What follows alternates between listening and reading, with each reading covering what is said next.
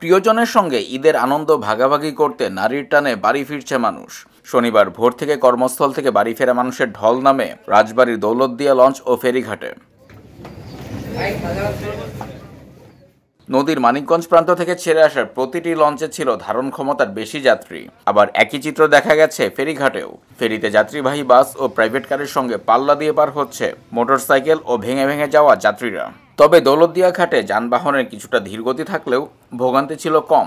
কর্মস্থল থেকে বাড়ি ফেরা যাত্রীরা জানান, বিগত বছরগুলোর তুলনায় এবছর এখনও পর্যন্ত ভোগান্তি কম।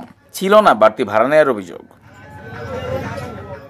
বিআইডব্লিউটিসি দৌলতদিয়া কার্যালয়ের সহকারী ব্যবস্থাপক নূর মোহাম্মদ ভুইয়া জানান, ঈদযাত্রায় পারাপার নির্বিঘ্ন করতে এই রুটে বর্তমানে 16টি ফেরি চলাচল করছে।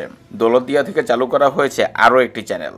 দৌলতদিয়া নৌ পুলিশের ভারপ্রাপ্ত কর্মকর্তা মোহাম্মদ এনামুল হক বলেন, ঈদের যাত্রীদের নিরাপত্তায় কয়েক স্তরের নিরাপত্তা ব্যবস্থা গ্রহণ করা হয়েছে। চুরি, ছিনতাই ও ফেরিতে জুয়া খেলা বন্ধে পদ্মা ও যমুনা নদীতে টহল চলমান আছে।